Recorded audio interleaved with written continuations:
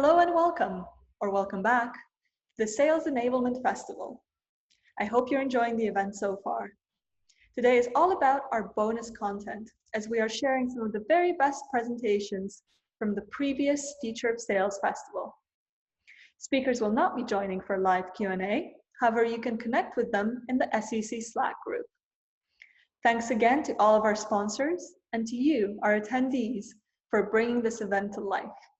Enjoy the festival.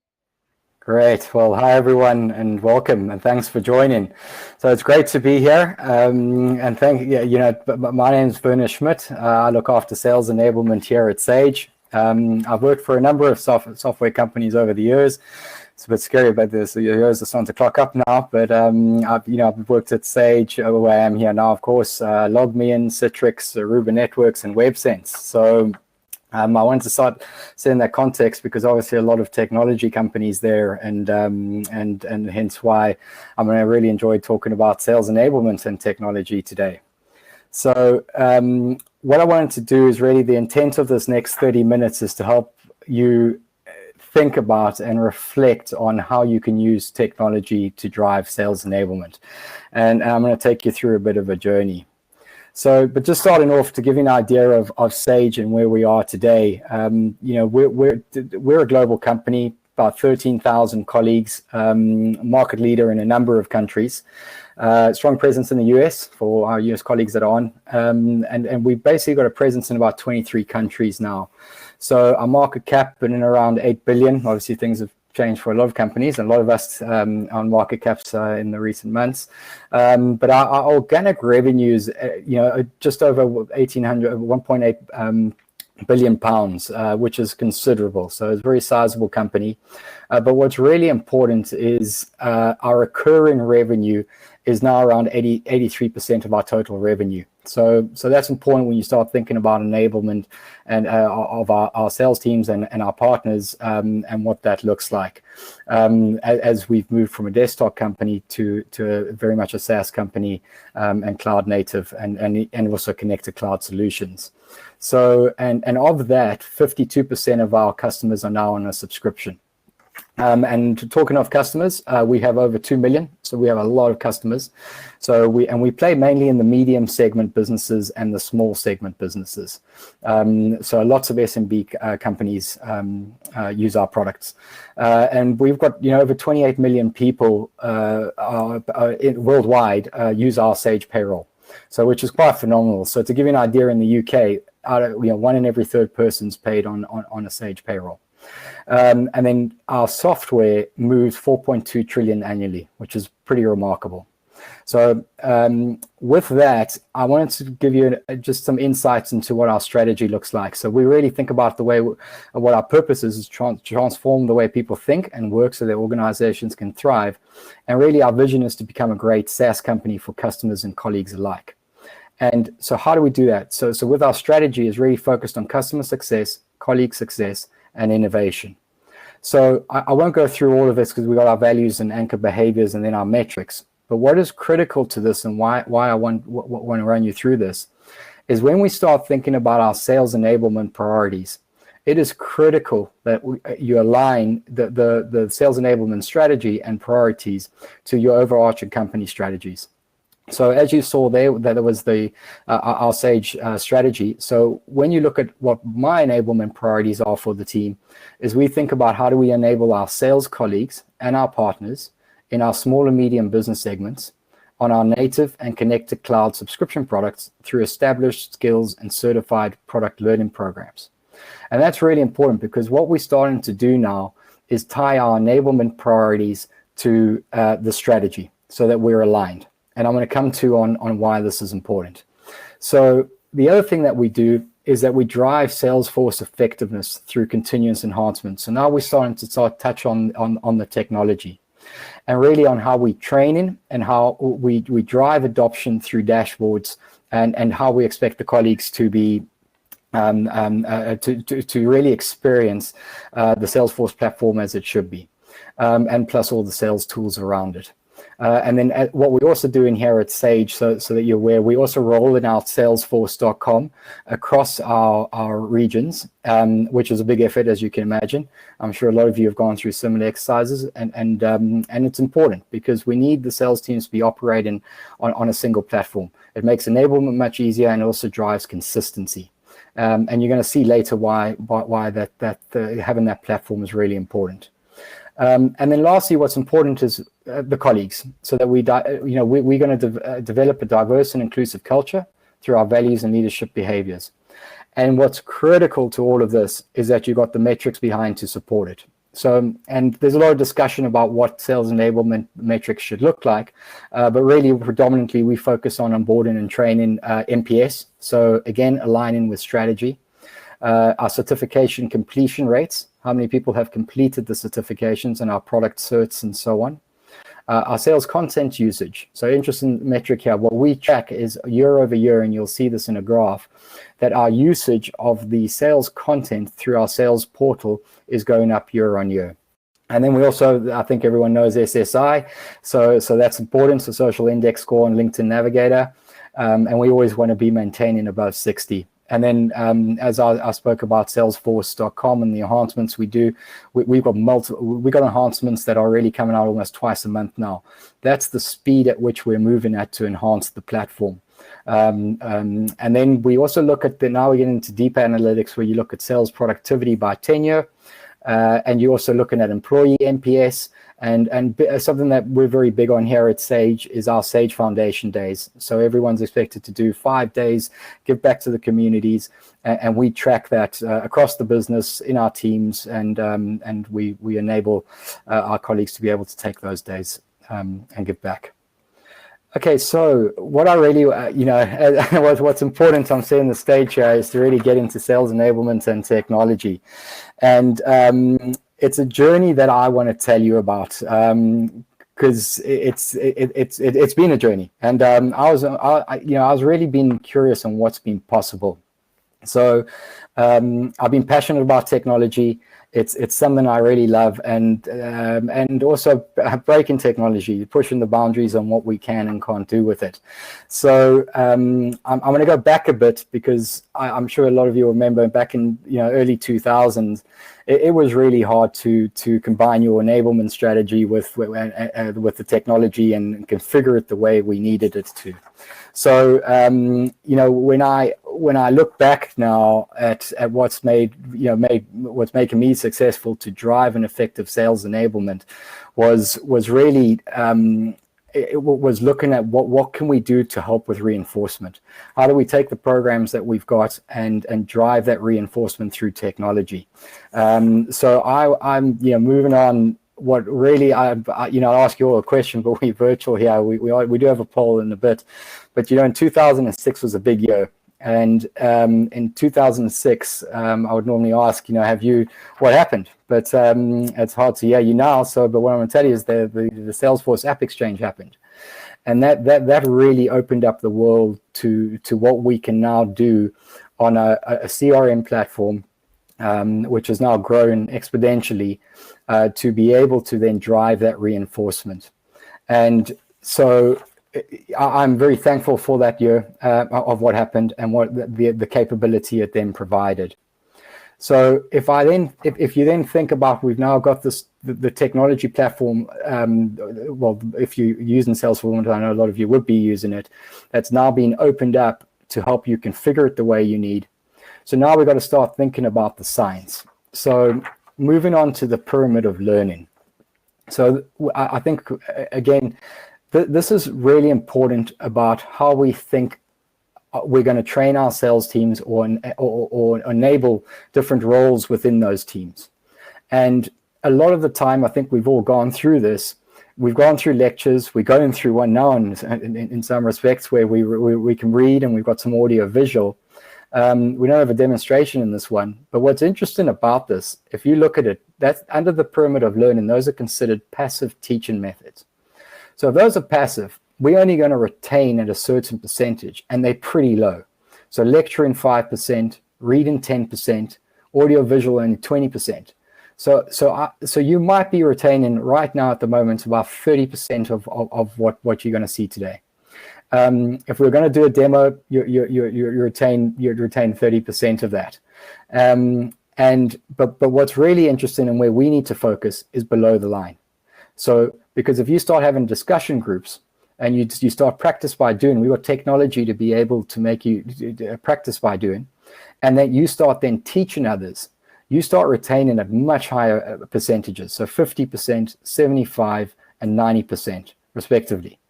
So when we look at that pyramid, and now we've got a technology platform that's starting to open up, and there's a lot of tools that are starting to come, we've got to think about, well, how do we marry those two and make sure that we get it right for the organizations that we're in support and sales enablement? Because we know training gets predictable results, okay? What happens before and after has more effect on impact than during. And that's really important because that's when the reinforcement comes in. That's when the manager coaching comes in. It can't just be enablement doing this.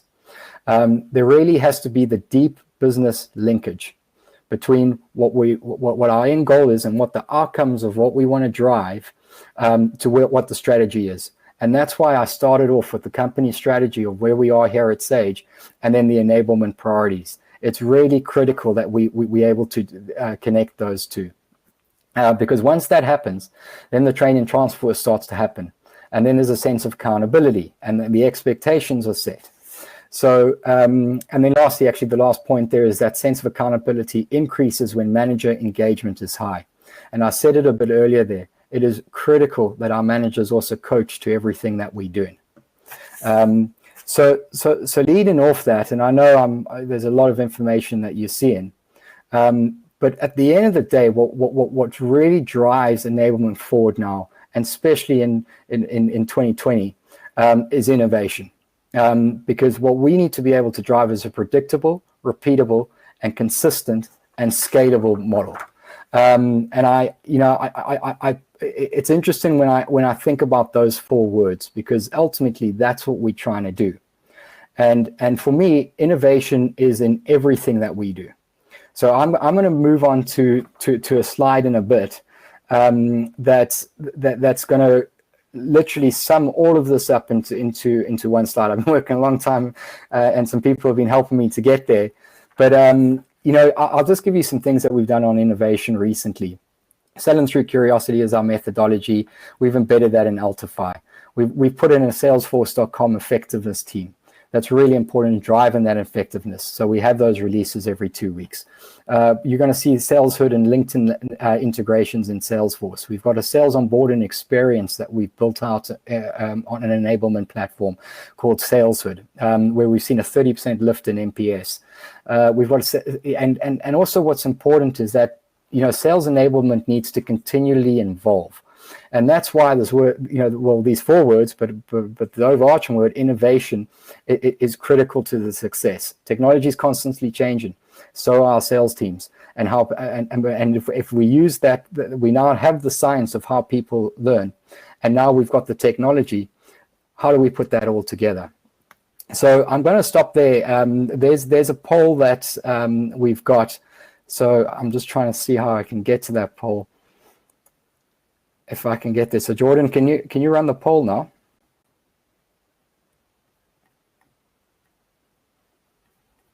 Has been up, and we've got 72% of people saying no, and 28% of people saying yes.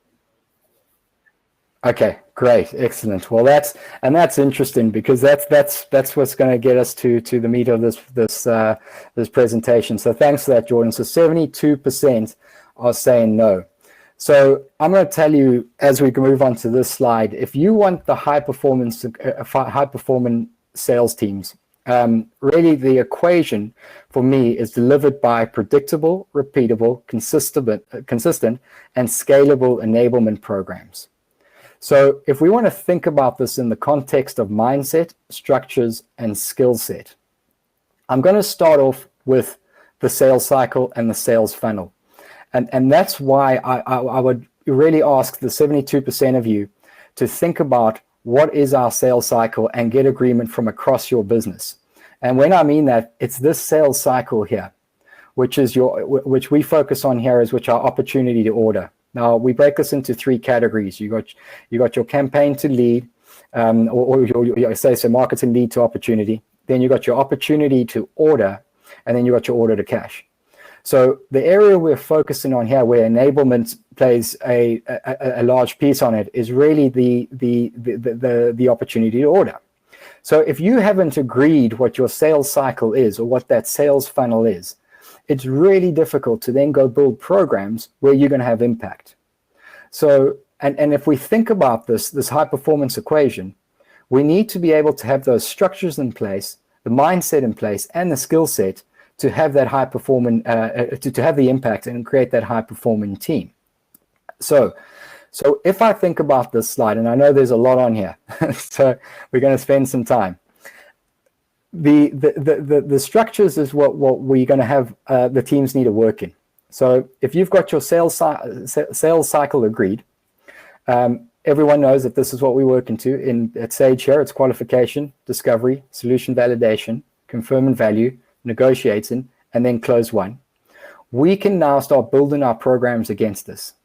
So predictable. They can become repeatable because this is everything that we work into. They'll become consistent, and we'll be able to scale once we've got those 3 in place. And also what it allows you to start doing is putting in the tech stack that you need. So for us, if we look at Salesforce, we've got WalkMe. Salesforce is our CRM, plus a few others at the moment as we roll out Salesforce into other regions. We've got WalkMe as our digital adoption platform that's going to help guide people about how to use the platform. Again, you can't just hire more and more people as we, support 3,500 people on Salesforce.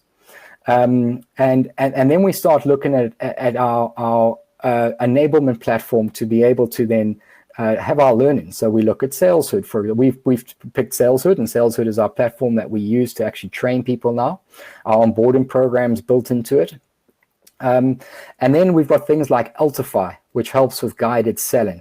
So very important. So it helps guide you through milestones, so that under each one of these stages within your sales cycle, that there's milestones that sit underneath that. And again, now you've got technology that's able to guide you through that. But not only that, it's able to provide you all the analytics. Exactly what SalesHood's doing. It's giving you all the data back about who's doing what. And then we use SFTC forecasting to forecast our business, along with Excel, as I'm sure everyone else does, as we got to get more granular on it. But what's also important is that if you start thinking about your quote to cash piece, the quotes and element will be pulled into this. So your CPQ is very important. Whatever CPQ you're using, this will be baked into this as well.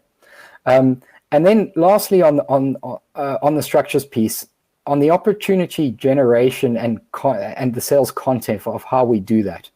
So LinkedIn Navigator is really critical, and that touches each point as we go after a customer and find out who's to speak to, or how we connect with that person to another person because it was the wrong person we were speaking with, and that happens across. And as you do discovery, your buying committees start getting formed, and there's multiple people that you need to talk with. So LinkedIn Navigator is what we use in there. 6 Sense is another awesome technology that's really using science and looking at it's pretty scary looking at what keywords are being searched, and it uses very amazing technology to be able to then predict where a company is in its buying cycle.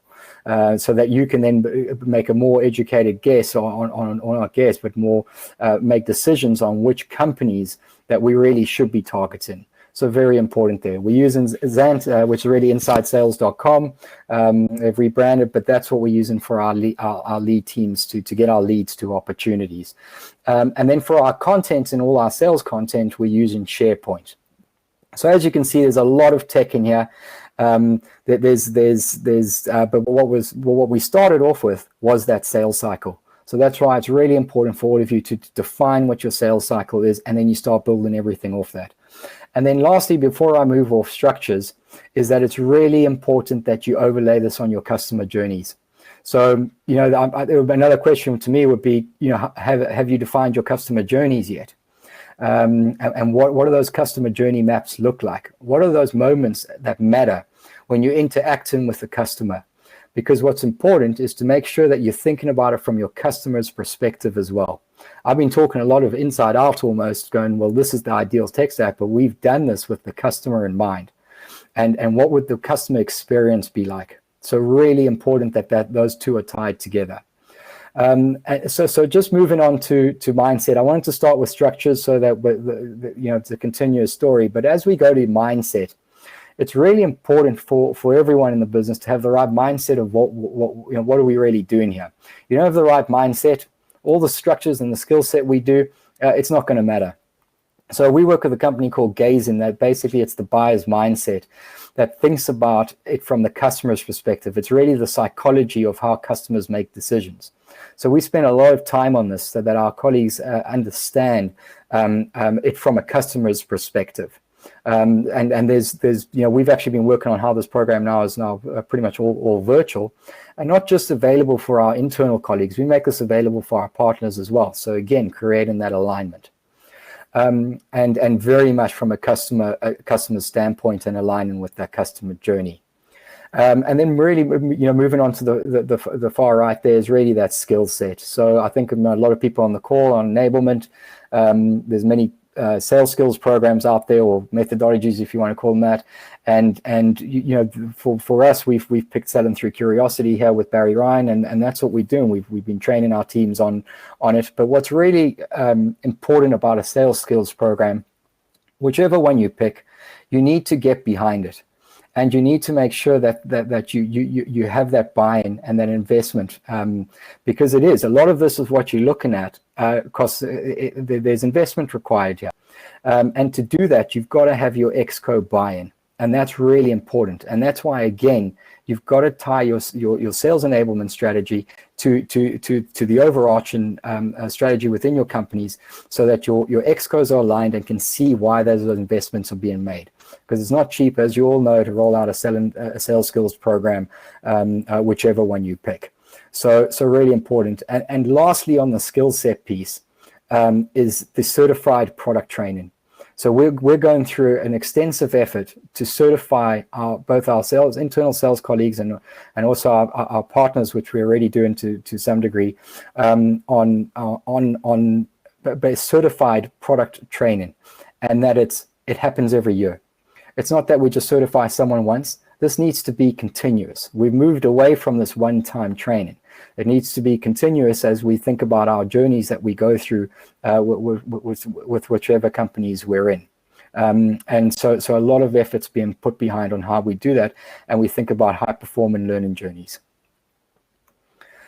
So moving off to that, metrics. We all know them, we all love them, but it's really important that you track all this, because back to the point about getting your excos aligned and to then invest in sales enablement, because it's hard to do sales enablement without that investment.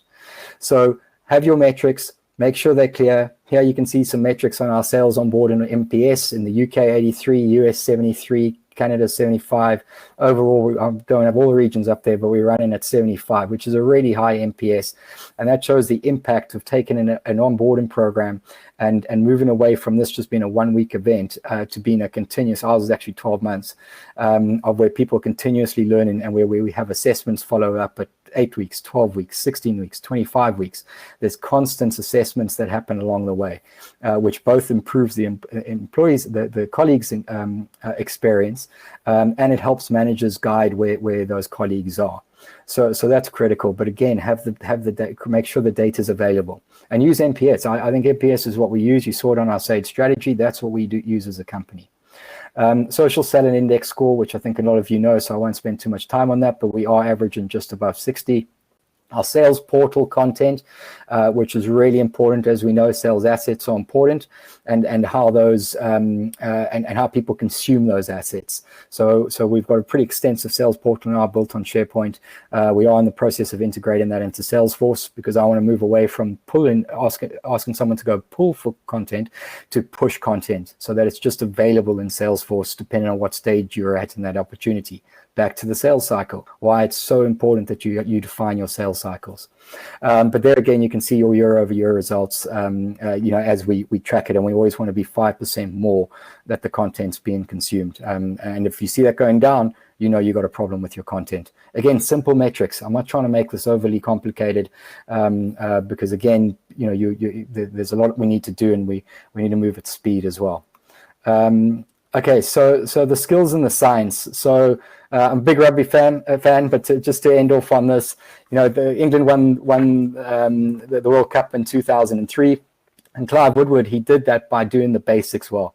So that's how the team is. They executed on the basics.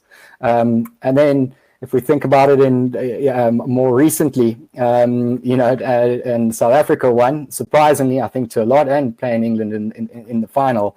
But Rassie Erasmus, what was interesting about this, it was scientifically proven that at the end of the game, more oxygen is being used to keep the entire bodies moving than the brain's thinking clearly. And in a rugby, that's huge, because if you're not thinking clearly towards the end of the game, you lose a game, especially if you're playing the All Blacks. And I believe, and what he believed was at this critical stage that a game is won and lost. So what he did in the World Cup in the last 4 games, he changed the way the forwards and the backs were set up. So basically, rather than the conventional 5 and 3, he played 6 forwards and 2 backs. So this gave the team an advantage in the last games. And why I'm sharing this with you to end off with, it's the science that's behind it, and of course the skill set. You've got to be skilled to play rugby. That makes teams high perform and be able to execute, and then deliver something like the World Cup. And it's the same in what we're doing in sales enablement. So thank you very much. I appreciate all your time, and I hope some of this was meaningful. And I'd love to connect with you afterwards if you wanted to on LinkedIn and further the discussion. And I think, Jordan, we're going to have a Q&A now on the Slack channel.